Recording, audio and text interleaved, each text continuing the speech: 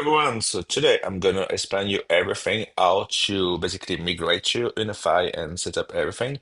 I'm just gonna do a brief overview on how to connect, but that's gonna be very different. So you router to UniFi, this in bridge. So in this case, this French modem, you wouldn't use any of these LAN. So only one connection from your LAN to the one on the UniFi. So in this case, we have the UniFi Cloud Gateway, the one I reviewed recently, in case you didn't saw this video.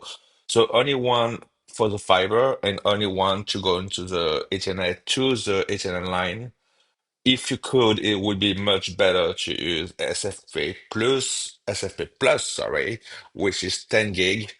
And even though if you don't have 10 gig, it still will be better for many different ways. So for instance, you're gonna have a 10 gig connection between your router to your own router, and as well, in case your contract get better in the next few months or whenever ready. But anyway, you'll be ready to have actually 10 gig, and in my case, I have 8 gig full symmetrical, so I get 8 gig in both way.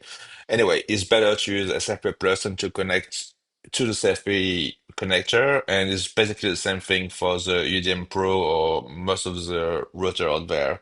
And you need specific cable, so you can use some like this with have CFP Plus on both way, or you can use one who transform it to copper, so Ethernet SD45. Anyway, I'm gonna put all this link in the description if you want to have a look, because they are very specific modem. Um, but it should be easy enough ready, and I would encourage you to use SFP Plus if you can, as you can understand. Anyway, going to Unify now. So as we can see, well, like to start with a speed test to make sure everything is fine. This site is using a UDM Pro Max and is one, I think, is 1 gig with maybe like 600 megabytes, sorry, and upload. So it's not that bad anyway. So I just keep for now the same Wi-Fi that the router he had. Anyway, now if I go to the internet tab, which is air, you can see that he is connected with his own public IP, which obviously I added air for this video, but everything is fine. His ESP, sorry, his ISP is free. And now, if I go to the setting, there's a few things you could have to do. So, for instance, VLAN ID and MAC address clone is might depend from your ISP. So you want to check that setting. But in his case, you don't need it at all. It does have a static IP, but if you don't, you probably want at least to set up a dynamic DNS. So basically, your IP address gonna update every time it's updates. Save it to this domain name so you can access it by enter whatever domain name. And for this setup, which is again specific to the ISP, we're gonna use DHCP v4. But all this ISP setting or internet setting very depend of your ISP setting. So you need to double check everything before jump to this page here. So you might even try to contact them or go to Reddit. I like to change the DNS though, so I don't like to use the ISP DNS server. I used to love Cloudflare like a lot, but I changed recently. I'm always only using Cloud9. You don't have to use both same servers, so you could use, for example, Cloud9 and then Google DNS for the second one. You can do the same for IPv6. The setting might be different though, because in this case, I'm gonna have to set up the setting after, but I'm gonna show you. But again, it's very depend of your ISP. So now, if I go back to my one, I can see the IP address there. Actually, I'm gonna show you the network first, so you can see there's a lot of IoT device here, and there's a few Apple clients as well, but it's very small network anyway.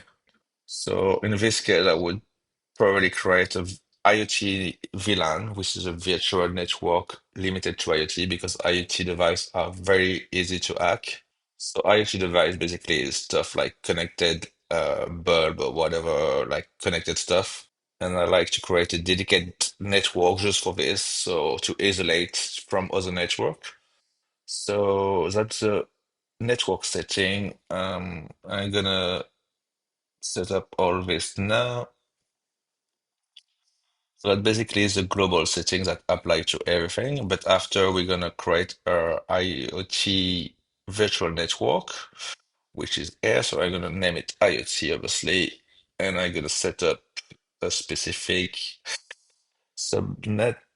So let's say 192.168.3.1.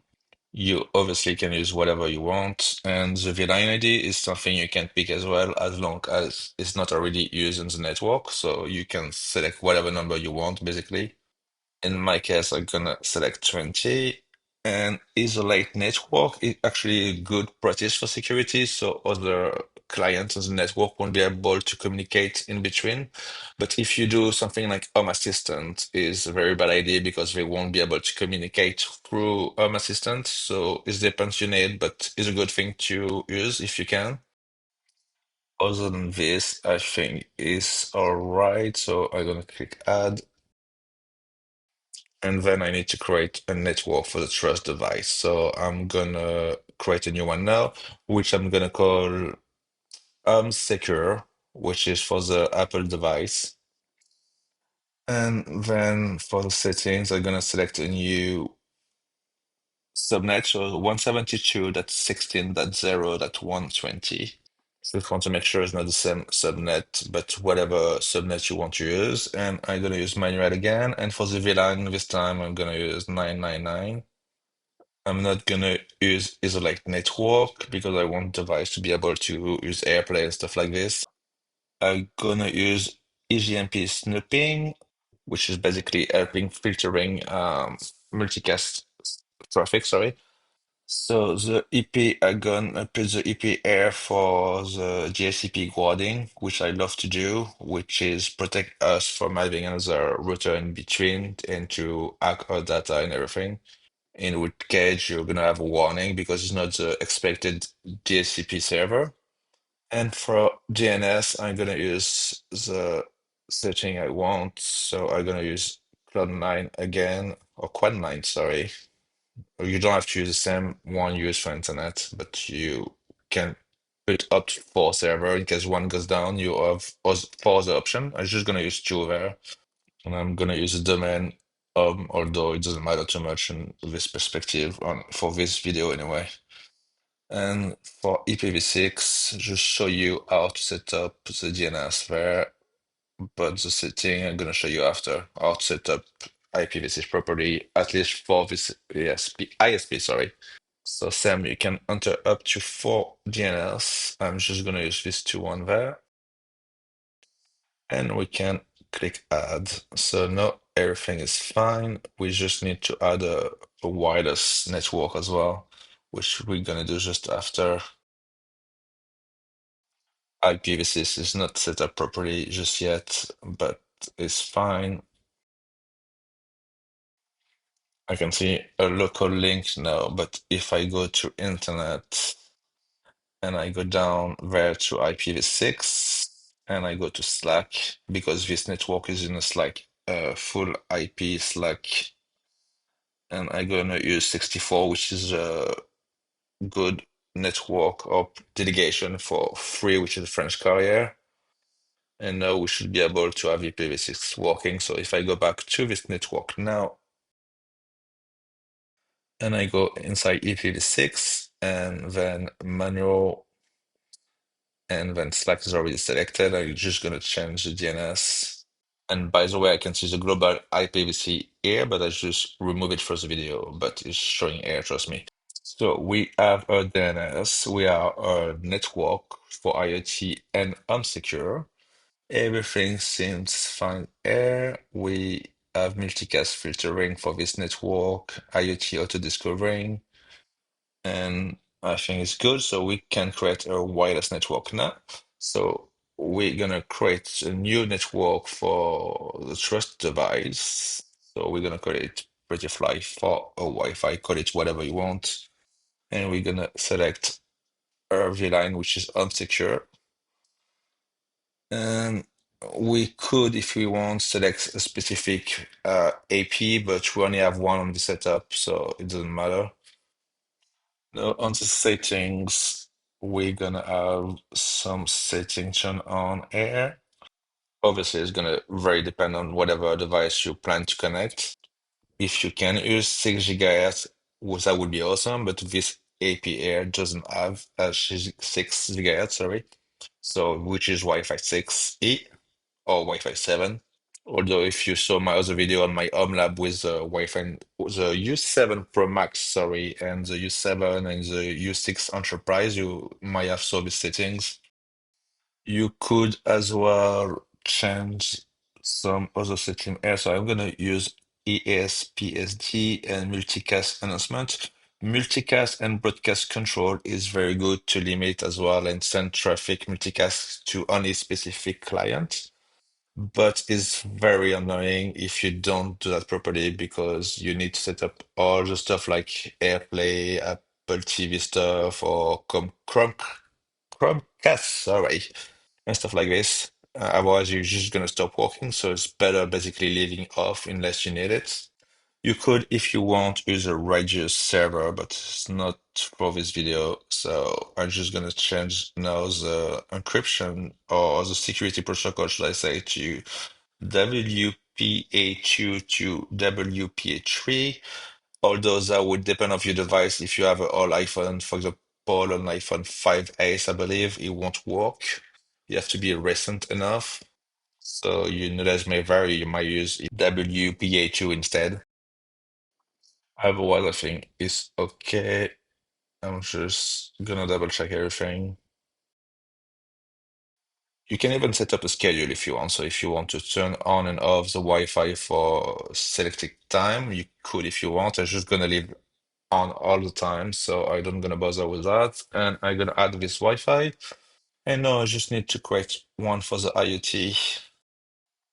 And by the way, IoT usually use 2.4 gigahertz. Not all of them use 5 gigahertz. So in this case, UniFi actually just created a new setting recently, which is basically optimizing IoT connectivity. And I'm gonna enable this here, but as you can see, just leave 2.4 on. And by the way, hiding your Wi-Fi name doesn't help at all in case of hacking or anything. Just don't bother with it. I'm gonna turn on UAPSD and multicast. You could, if you want, use MAC address filter, so you can select the MAC address you want to allow to connect with this network, but we don't gonna bother in this video.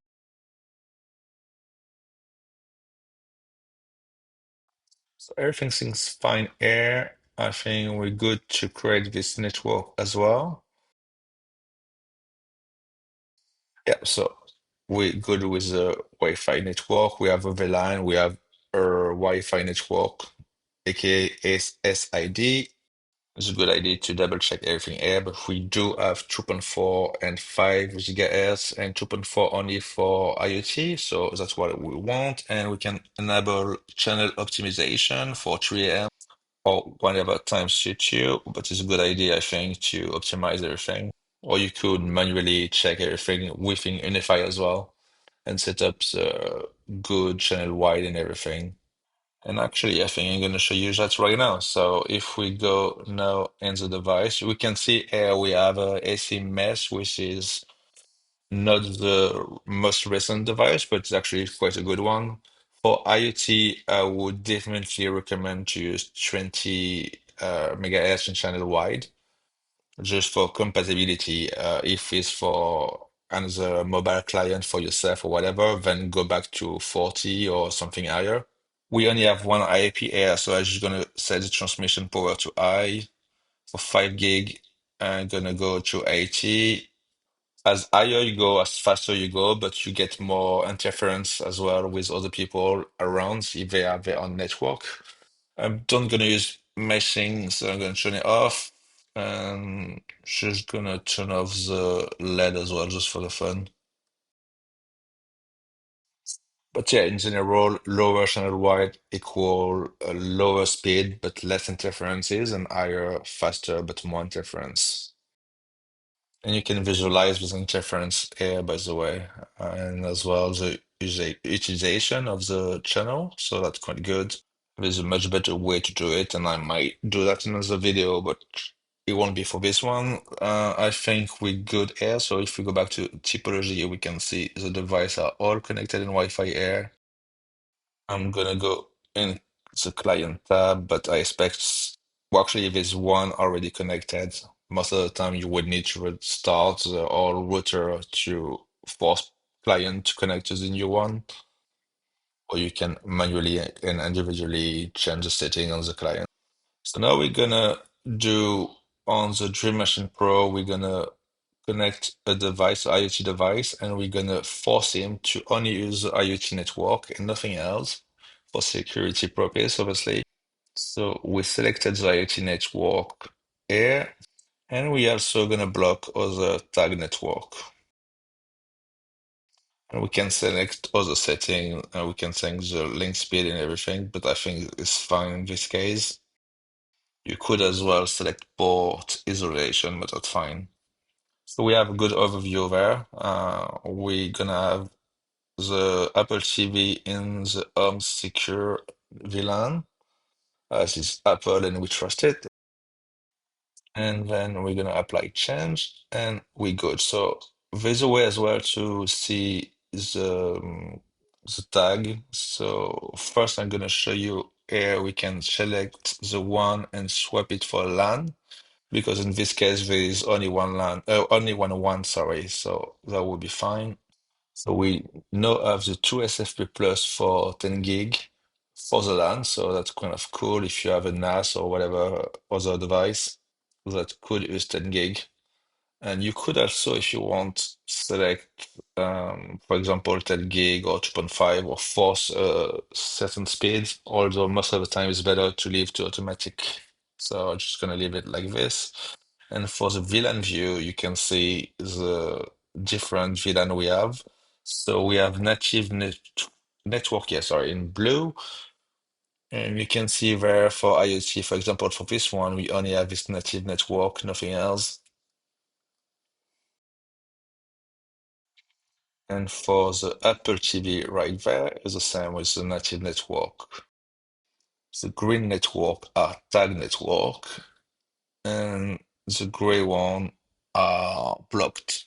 That's a good view to see everything is going on for the ports. With a few settings there as well, but nothing too fancy. So we're just gonna turn off and go back to the insights.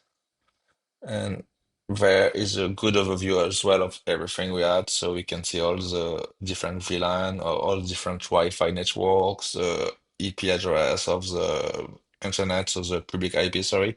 Latency is quite good. Everything is good. I'm gonna show you site-to-site VPN in a new video, so stay in touch, and I'm gonna show you security stuff and firewall in the next one. Anyway, that's all for this video. So if you like it, please subscribe, please give me a like, and see you on the next one. Bye.